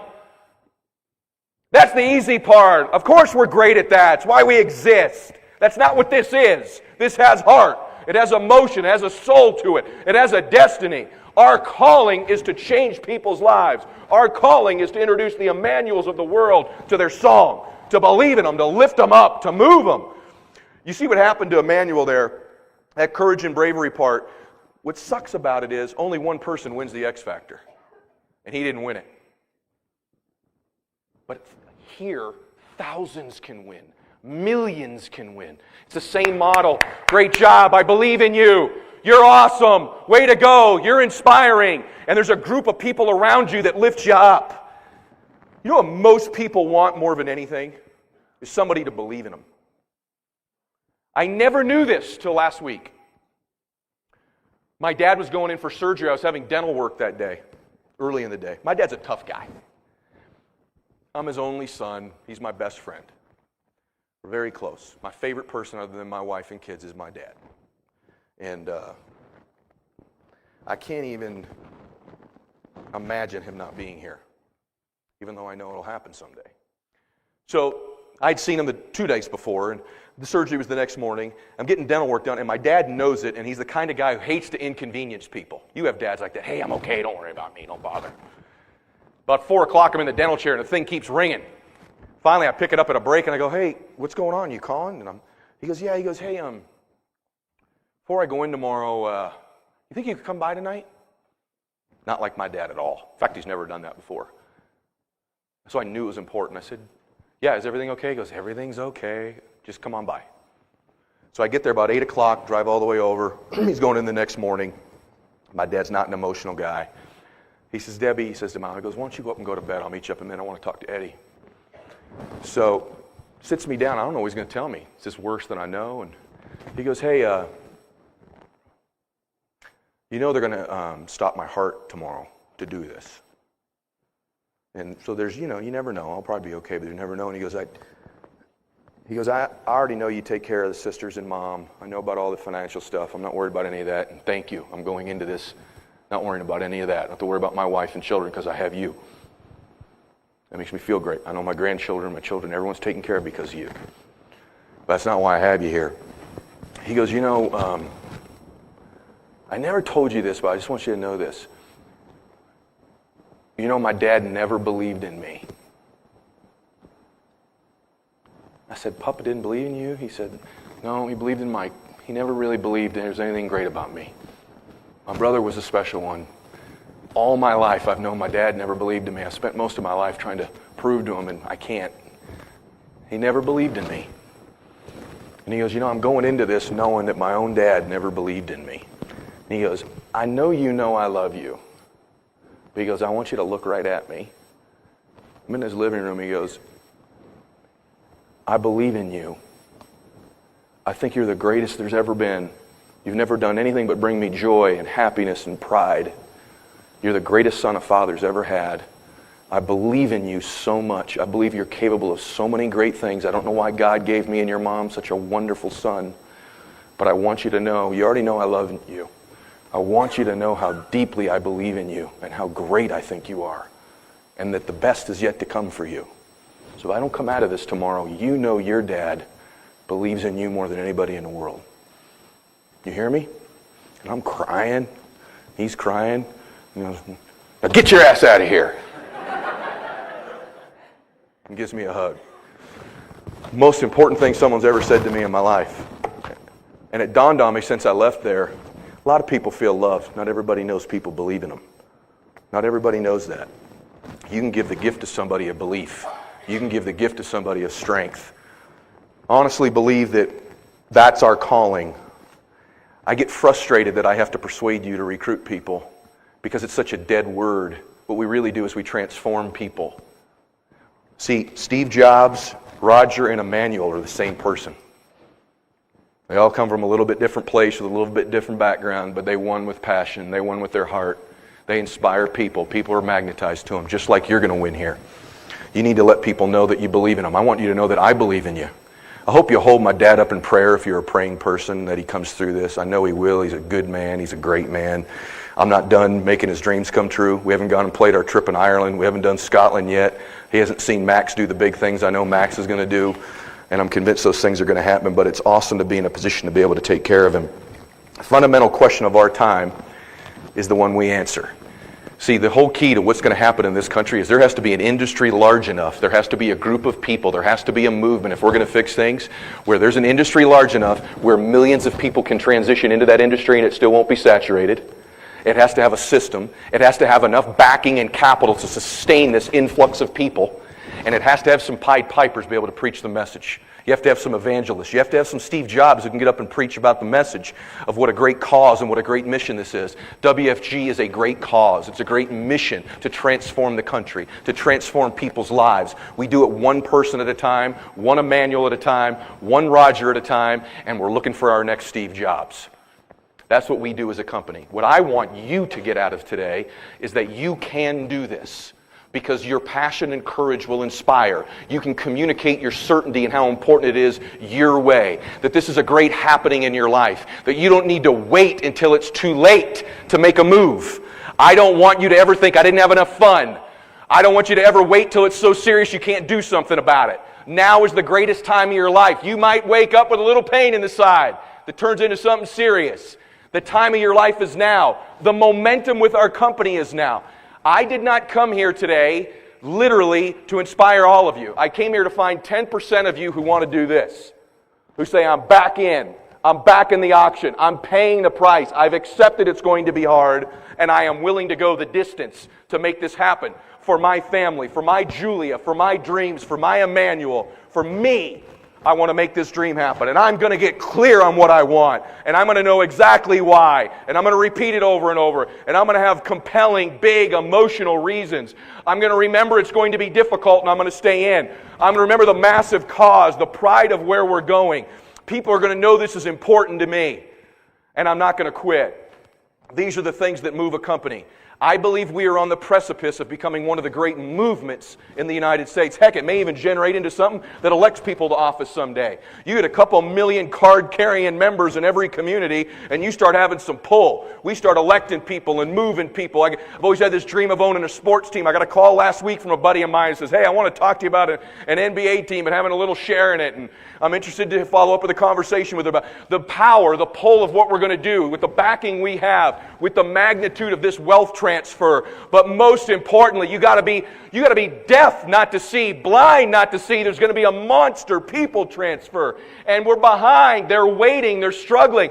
More of them are moving into poverty than ever, as we talked about. We got to hurry up. We got to go talk to people. We got to go spread the message. And you're the messengers. People say, us? Yeah, right. Hotel room, Denver, little stage. Come on. You got to be kidding me. We're the movement, blah, blah, blah. Well, I don't know what you know, but I know that one of the largest companies in the world just slapped their name on your back. That's never happened before. Our growth is unprecedented, double and triple digit growth. I look at Christ, He built a pretty good movement with 12 dweebs. I just read a book called 12 Ordinary Men. You start reading these guys, they weren't even average. So if He could build His movement with those goofballs, we can build our movement with me and you. Can't we? Because you win with passion and emotion. You move by changing people's lives.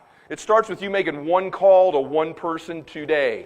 Take immediate, massive action is my message to you. I want to leave you with just this thought. Can you tell that I love this and I'm passionate about it?